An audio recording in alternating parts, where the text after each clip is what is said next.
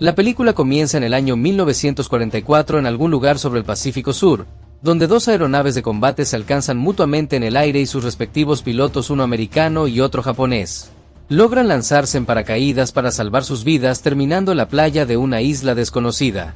El soldado estadounidense cae primero, saca su pistola de inmediato y dispara contra su enemigo sin lograr darle, pero para su mala suerte el arma se queda sin balas y el piloto japonés aprovecha el momento exacto para sacar su espada y abre fuego, obligando al americano a huir hacia el bosque. La persecución termina cuando el americano debe detenerse al llegar al borde de un barranco, siendo ahí donde el soldado japonés se acerca con su katana dispuesto a terminar con él, comenzando una tensa pelea cuerpo a cuerpo. Sin embargo, el combate se paraliza por completo cuando del abismo surgen dos gigantescas manos descubriendo frente a ellos el rostro de Kon. El tiempo pasa y los progresos de la humanidad son cada vez mayores, trasladando la trama hasta el año 1973, donde en este momento las calles se llenan de manifestaciones ciudadanas en contra de la guerra y vemos al investigador llamado Bill Randa, quien llega a las instalaciones del Senado acompañado por su colaborador, un experto geólogo. Justo en ese instante las pantallas de televisión muestran un anuncio presidencial, confirmando que han decidido poner fin al conflicto y que todas las tropas serán retiradas.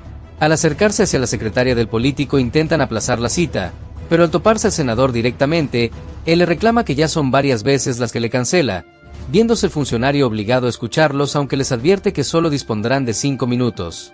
Los investigadores le muestran una imagen satelital de una zona desconocida en el Pacífico Sur apodada como la Isla Calavera, un sitio que es conocido por la cantidad de barcos y aviones comerciales que desaparecieron en la zona, donde la gente le revela que las supuestas pruebas nucleares realizadas en ese sector en el año 1954 no eran experimentos científicos sino que en realidad trataban de matar algo, asegurando que allí abajo existe un ecosistema que nadie alcanza a imaginarse.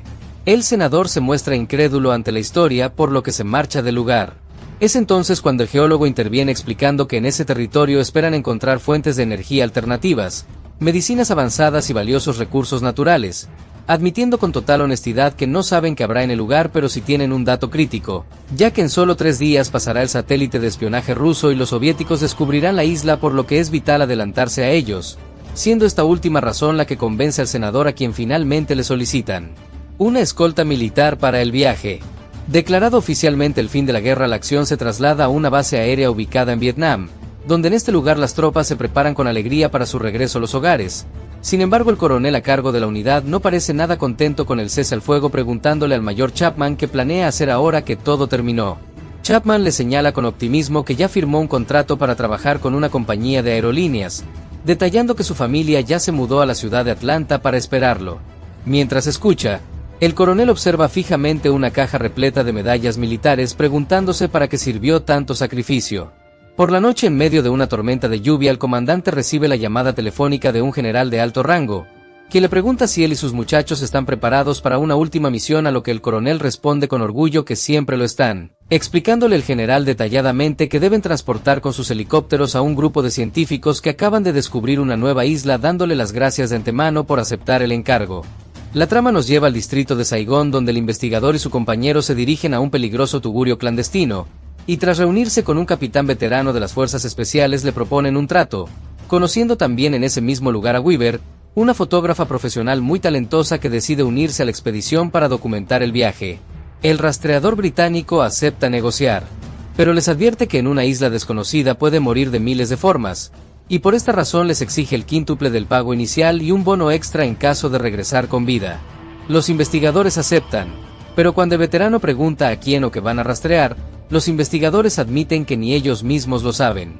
Una vez que el barco zarpa, se organiza una junta, donde el supervisor explica los detalles de la misión.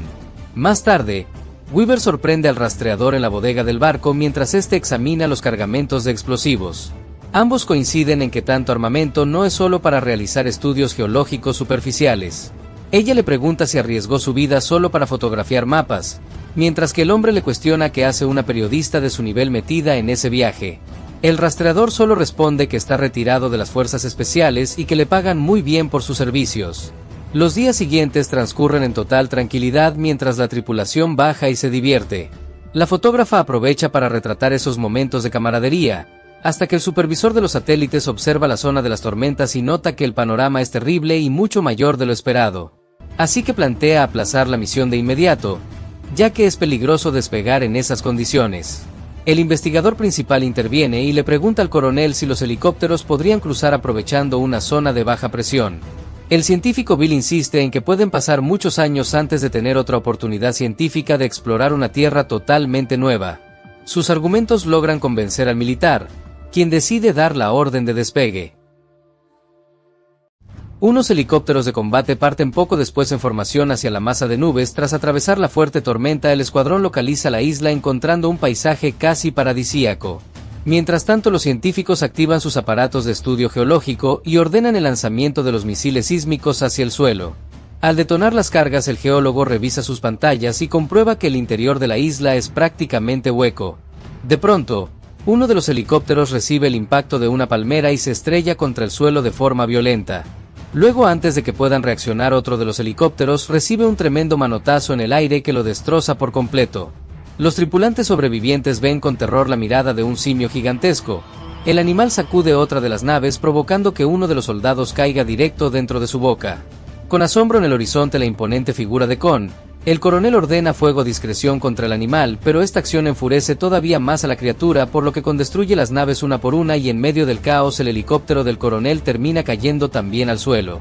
El coronel logra salir con vida de entre los restos, pero cuando se dispone a rescatar a su piloto observa cómo ésta es levantada por Kon y lanzada por los aires, quedándole solo ver con impotencia cómo Kon destruye las naves de sus demás compañeros. A la distancia el veterano rastreador observa con sus prismáticos el desastre creado por Kon, y al reunirse con un pequeño grupo de supervivientes el experto les informa que el animal los ha derribado a todos, analizando la situación y pensando que si siguen la corriente llegarán al punto de encuentro acordado en la costa norte. Por otra parte, dos de los soldados que sobrevivieron junto a Bill logran reencontrarse con el coronel y otro oficial, donde los subordinados informan a su superior que hay bajas militares confirmadas.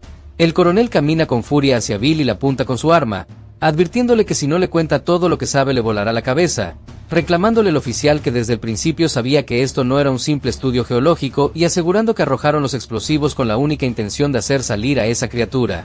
El investigador confiesa la verdad explicando que hasta el día anterior todo el mundo lo trataba como a un chiflado por asegurar la existencia de esos monstruos, revelando que él fue el único superviviente de los 1000 soldados que viajaban a bordo del acorazado Loughton, un barco que el gobierno declaró hundido en combate frente a las familias pero que en realidad fue destruido por criaturas ancestrales. El científico le recuerda al militar que la Tierra fue dominada por estas especies mucho antes que los hombres, advirtiendo que si la humanidad no reacciona a tiempo estos seres volverán a dominar el planeta. También le dice que su organización se dedica exclusivamente a perseguir organismos terrestres masivos no identificados, lamentando profundamente la pérdida de los soldados pero insistiendo en que ahora que tienen pruebas físicas deben regresar al barco para pedir que envíen a la caballería, aunque el coronel lo mira con desprecio y le asegura con firmeza que él es la caballería. En otro punto de la jungla el geólogo, la bióloga, el rastreador, Weaver y un joven piloto caminan juntos buscando refugio, y durante el trayecto el geólogo le explica al grupo la famosa teoría de la Tierra hueca, un tema sobre el cual él mismo escribió un artículo científico al que nadie prestó atención excepto Bill. Según sus estudios existen gigantescos espacios subterráneos totalmente aislados de la superficie terrestre, creyendo firmemente el científico que esta isla misteriosa funciona como una especie de salida de emergencia para las criaturas que viven en el subsuelo. Todo parece muy tranquilo en el entorno hasta que de pronto y desde un lago emerge una especie de búfalo gigantesco cubierto de musgo. Mientras tanto el coronel y sus hombres sepultan los cuerpos de los caídos, realizando una promesa frente a las tumbas al asegurar que sus muchachos no murieron en vano y que esas muertes no se quedarán sin una respuesta. Caminando por la selva un soldado levanta la mirada y se asusta, observando a los demás sobrevivientes poco después lo que parece ser un hombre empalado en un árbol. Sin embargo pronto comprueban que no se trata de una rama sino de la gigantesca pata de una araña de proporciones gigantescas. La criatura atrapa rápidamente a otro de los soldados con sus extremidades, pero el escuadrón reacciona al instante y comienza a cortar las patas del monstruo con sus machetes, disparando sus fusiles hasta acabar con su vida. Por su parte el grupo del rastreador británico llega hasta las inmediaciones de unas antiguas ruinas de piedra, donde son sorprendidos por un grupo de nativos locales perfectamente mimetizados con el entorno rocoso que los rodea. Los aborígenes los amenazan de inmediato levantando sus lanzas, obligando al equipo a apuntarles con sus armas de fuego hasta que en ese momento aparece un hombre de aspecto descuidado que habla su mismo idioma, indicándoles el misterioso sujeto de forma calmada que bajen las armas ya que no es necesario disparar. El hombre asegura que no lo creyó cuando le dijeron que vendrían extraños a la isla, detallando que lleva exactamente 28 años con 11 meses atrapado en ese lugar y realizando 8 intentos fallidos de regresar al mundo civilizado. El sujeto se presenta formalmente como un antiguo teniente de la Fuerza Aérea del año 45, y tras pedir tranquilidad a los aborígenes con señas, estos finalmente dejan de apuntarles con sus armas. Mientras tanto, el comandante Chapman se encuentra aislado del resto de los sobrevivientes mientras se lava las heridas, y nota que Con se ha introducido en el agua. El soldado observa escondido que el animal está herido de gravedad y se limpia las heridas, cuando de pronto el simio da un violento manotazo bajo el agua y atrapa a un pulpo gigante que intenta defenderse enroscando sus tentáculos en el cuerpo de Con. La criatura elimina al pulpo con facilidad, comiéndose una parte y llevándose el resto del botín. Entretanto, el teniente Marlowe guía al grupo de científicos y exploradores hasta la población principal de los nativos, una aldea que se encuentra protegida por una enorme y fortificada empalizada de madera que, según les aclara el militar, no fue construida para protegerse de Con. El hombre les explica que en esa sociedad no existe el crimen ni el concepto de propiedad privada, y al avanzar les muestra un barco destrozado el cual quedó varado en la costa unos 10 años antes de que él llegara a la isla. En la actualidad la estructura es considerada territorio sagrado para los indígenas, por lo que les pide firmemente que no toquen nada. Dentro del barco descubren unos monolitos de piedra tallados que representan la figura de Con y de otros animales locales, dependiendo de la perspectiva desde donde se miren. El teniente les platica que esa gente vivió siempre atemorizada en la selva hasta que se dieron cuenta de que Con los protegía de los depredadores, y por esa razón honran a su salvador considerándolo el verdadero rey y un dios. El veterano aclara que al animal le gusta la soledad y que esa isla es su hogar legítimo, por lo que es normal que se enfurezca si unos extraños invaden su casa lanzando bombas desde el aire. También les revela la existencia de otros depredadores sumamente peligrosos a los que él bautizó como los trepacráneos, describiéndolos como una especie de lagartos gigantes que emergen de profundos agujeros subterráneos, advirtiendo que los misiles de los científicos despertaron a muchos de ellos, lo que desató la furia del guardián de la isla.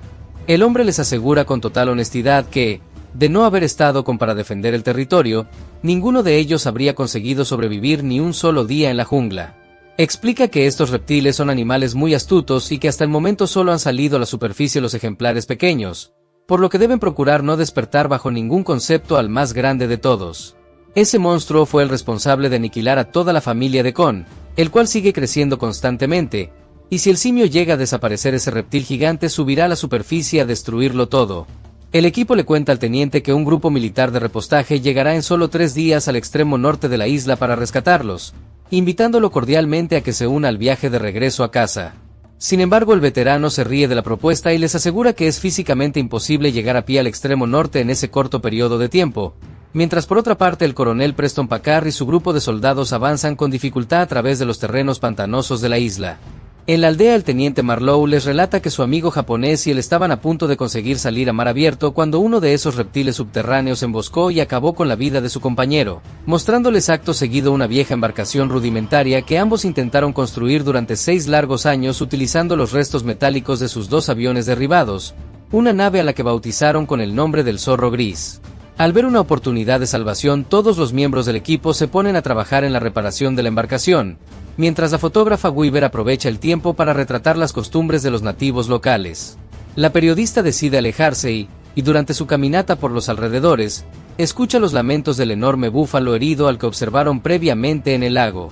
La mujer descubre que el animal quedó atrapado debido a que los restos de uno de los helicópteros derribados le cayeron encima de su cuerpo, e intenta ayudar a la criatura tratando de quitarle la máquina de encima, pero no consigue mover la chatarra ni un solo milímetro. De pronto la periodista observa con asombro cómo los restos del helicóptero se elevan por los aires de forma imprevista, y al levantar la mirada descubre que sujeta la máquina liberando al búfalo gigante, quedándose el simio observándola fijamente durante unos segundos antes de marcharse pacíficamente del lugar. En otro punto de la selva el coronel Preston Packard localiza una enorme huella de mano impresa con sangre sobre una pared de roca, un hallazgo que le hace comprender al comandante que el monstruo también sangra y es vulnerable a las armas. El oficial calcula astutamente que si logran dar con el paradero del comandante Chapman y recuperan el cargamento de municiones de su transporte derribado, tendrán los recursos suficientes para terminar el trabajo y exterminar a la bestia. Mientras tanto en el campamento los exploradores continúan trabajando en los motores del barco, Y para ponerse al día con la historia le revelan al teniente Marlowe que Rusia ya no es el aliado de su país sino su principal enemigo en la Guerra Fría, dejando al veterano de la Segunda Guerra Mundial completamente perplejo al enterarse de que la humanidad ya envió a un hombre a explorar la Luna. Luego vemos a Chapman intentando contactarse por la radio sin tener éxito. Mientras está sentado en un tronco de pronto se mueve dejándonos con la sorpresa de que el tronco era un animal, por lo que Chapman agarra su arma y le dispara provocando que el animal se asuste y se aleje del lugar. De repente Chapman escucha un ruido por detrás y al girar es asesinado por un trepacráneos. Después vemos al otro grupo preparándose para partir y luego de subirse todos al bote el veterano Marlowe se despide de la tribu con la que compartió tanto tiempo para después marcharse. Mientras avanzan Marlowe les cuenta que la última vez que tuvo contacto con el mundo exterior fue cuando su hijo acababa de nacer, pero segundos después son contactados por radio y acuerdan encontrarse en un punto con los soldados.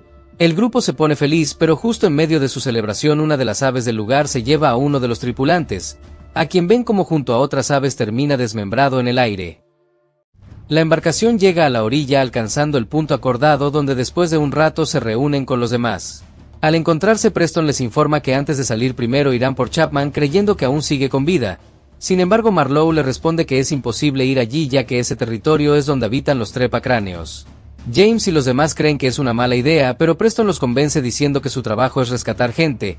Así que acuerdan que irán a esa posición y si no está allí volverán al mismo sitio ya que tienen que llegar al otro lado de la isla en menos de 24 horas.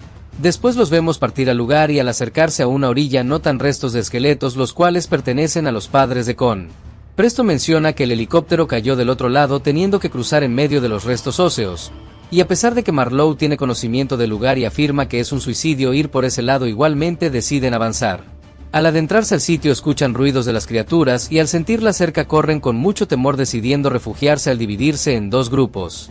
Luego notan al trepacráneo cerca del grupo de James, donde la criatura vomita el cráneo de Chapman cerca de James y este nota el collar militar que lleva incrustado su nombre. Al reunirse de nuevo se preparan para avanzar y justo cuando Bill está sacando fotos la criatura aparece detrás de él y termina devorándolo. Todos abren fuego pero sus balas son inútiles, y la criatura tras el ataque se aleja de su vista. Los soldados preparan la ametralladora de alto calibre mientras los demás se quedan en alerta. La criatura vuelve a atacar devorando al soldado de la ametralladora para después perseguir a Weaver, quien logra ponerse a salvo debajo de unos enormes esqueletos.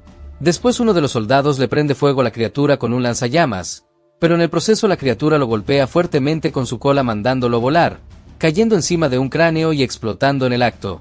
La explosión hace que otro soldado tropiece y caiga de forma accidental provocando que los contenedores de gas que transportaba Sabran y el químico se disperse en medio del lugar. El penetrante olor atrae a una bandada de pájaros carnívoros los cuales caen en picada desatando el pánico, por lo que Marlowe desenvaina su katana para hacerles frente y en ese momento le entrega la espada a James para que éste se coloque una máscara antigás y se adentre en la nube tóxica. James logra rescatar a un piloto tras liquidar a decenas de estas aves letales. Sin embargo, pocos segundos después de poner a salvo al muchacho, el grupo observa que uno de los trepacráneos se aproxima a toda velocidad hacia ellos. Weaver reacciona con asombro y astucia al tomar un encendedor lanzándolo directo hacia la fuga de gas, lo que provoca una gran explosión que mata a la criatura. Tras el peligro, el teniente Marlowe intenta disuadir a Preston y a los soldados adviéndoles que este reptil es solo el primero de muchos, pero James le muestra la placa de identificación del comandante desaparecido confirmando su muerte. A pesar de las advertencias, el coronel insiste tercamente en avanzar hacia el lugar donde cayó el helicóptero para recuperar el cargamento de armamento pesado y exterminar definitivamente a Con. Marlowe le reclama que es una locura ya que el simio es el dios de la isla y el encargado de mantener a raya a las criaturas. Houston interviene respaldando la idea y explica que si eliminan a Con la otra especie proliferará en el lugar, pero el coronel responde con soberbia asegurando que su ejército también acabará con cada uno de ellos. Finalmente James accede a ayudar a las tropas pero bajo una condición estricta de llevar primero a los científicos y a los civiles de regreso a la embarcación principal para ponerlos a salvo. Mientras James guía a los civiles en el viaje de retorno, el escuadrón de soldados llega finalmente al sitio donde falleció su compañero, encontrando en el lugar una emotiva carta que el comandante había dejado escrita para su pequeño hijo. Pocos minutos después localizan los restos del helicóptero y el coronel ordena a sus hombres recolectar la mayor cantidad de armas que puedan cargar, incluyendo los potentes explosivos sísmicos que habían llamado la atención de Con a su llegada. En otra parte del bosque, James y Weaver suben hasta lo alto de una colina para intentar observar la ubicación exacta del barco, pero en ese momento el suelo tiembla y descubren frente a ellos a Con, que los observa fijamente con curiosidad. De pronto son interrumpidos cuando a la distancia se escuchan fuertes estallidos provocados por el coronel y sus hombres. Al notar la gravedad de la situación, James les indica a los civiles el camino exacto para llegar a la costa y les advierte que si no regresa antes de la madrugada debe marcharse en el barco sin él, mencionándoles que irá a salvar a Con mientras Marlowe se une a él en el proceso. Con se acerca al campamento militar y se golpea fuertemente el pecho lanzando un ensordecedor rugido de guerra. En ese instante crucial el coronel arroja una antorcha encendida hacia el río sobre el cual sus soldados habían vertido previamente una gran cantidad de combustible, el cual se enciende en segundos convirtiendo el agua en una inmensa y letal hoguera. Con se retuerce debido al dolor del fuego mientras el comandante militar sonríe con frialdad apretando los puños en señal de una supuesta victoria. Sin embargo, Con resurge con furia de entre las llamas y desvía parte del fuego arrasando con algunos de los soldados, pero debido a la gravedad de sus quemaduras termina cayendo debilitado al suelo. El coronel aprovecha el momento y solicita los explosivos restantes dispuesto a demostrarle al monstruo que el ser humano es el único rey legítimo. Justo en ese momento crítico aparece James apuntando directamente con su arma al coronel para evitar que active las cargas, al mismo tiempo que Marlowe logra sorprender a otros dos soldados desarmándolos. El experto le explica nuevamente al comandante que Con solo estaba defendiendo su territorio legítimo y le reclama que ha perdido la cabeza por completo exigiéndole que suelte el detonador inmediatamente. En lugar de obedecer el coronel inicia la cuenta regresiva del dispositivo, pero en un giro inesperado de los acontecimientos el joven piloto sorprende a su superior al apuntarle con su propia arma y exigirle firmemente que suelte el aparato. Repentinamente una brutal detonación sacude las aguas cercanas y del fondo del río surge un trepacráneos, por lo que el teniente Marlowe advierte con terror que esta vez se trata del más grande de todos. James intenta alertar al coronel, pero el comandante se queda completamente paralizado e inmóvil frente a la criatura. Mientras Con intenta levantarse con dificultad, el coronel decide quedarse atrás para accionar las cargas y acabar con Con. Sin embargo, Con reacciona a tiempo y lo aplasta fuertemente con su mano antes de que el militar pueda presionar el botón del detonador. Acto seguido el simio se lanza a una feroz batalla contra el trepacráneos, pero debido a sus severas quemaduras y debilidad el reptil comienza a dominar la pelea. Al amanecer, Houston y la bióloga a bordo del barco se preguntan preocupados si deben partir de inmediato o esperar un poco más a los supervivientes. Mientras tanto el grupo en tierra logra llegar hasta el extremo norte de la isla, por lo que James solicita que lancen una bengala al cielo para que los científicos a la distancia conozcan su ubicación exacta y sepan dónde están. Sin embargo, la situación se vuelve trágica ya que al no estar Con para proteger el territorio, el monstruo calavera avanza con total libertad destruyendo todo lo que encuentra a su paso. Los exploradores intentan huir adentrándose rápidamente en las aguas del río, excepto un soldado que decide quedarse atrás equipado con sus granadas. Dispuesto a sacrificar su propia vida para retrasar a la bestia y salvar a sus compañeros, el militar se planta firme frente al reptil, pero en lugar de devorarlo el astuto monstruo le da un tremendo coletazo que lo envía volando por los aires, estrellándolo contra unas rocas lejanas donde las cargas explotan. Cuando parece que el reptil va a acabar también con el resto del grupo, Con se lanza con furia desde lo alto directo contra el monstruo golpeándolo con una roca gigante y entablándose una feroz lucha entre ambos. La pelea se complica para Con, ya que el trepacráneos tiene ventaja en el combate. Mientras tanto vemos a Weaver arriba de la montaña preparándose para lanzar la bengala. Volviendo con Con, este arranca un árbol para después golpear con él al trepacráneos, pero vemos que no es suficiente ya que después de recibir el impacto el reptil se trepa en él y con su cola manda a volar a Con, cayendo y enredándose accidentalmente con unas cadenas de un antiguo barco.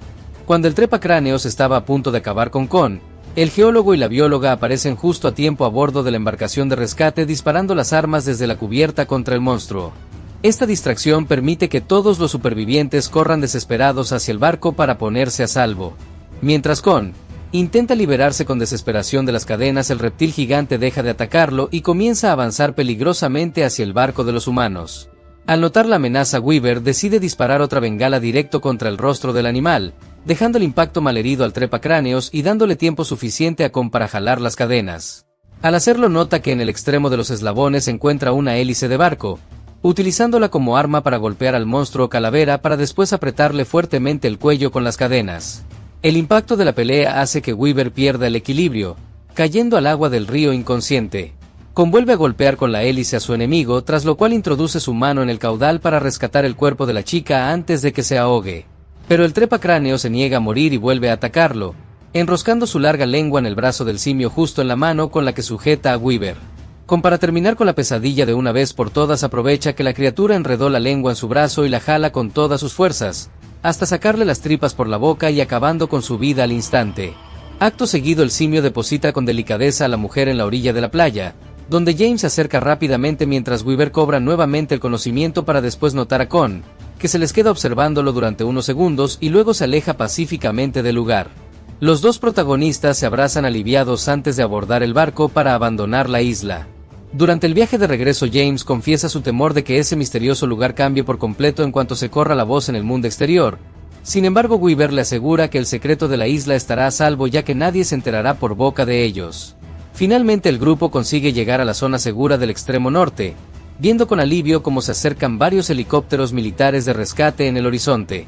Mientras se marchan entre las montañas resurge la imponente silueta de Con, quien se golpea fuertemente el pecho lanzando un rugido de victoria hacia el cielo. La escena cambia y vemos al teniente Marlowe vestido nuevamente con un uniforme de soldado, llegando finalmente a su antigua casa donde un joven le abre la puerta.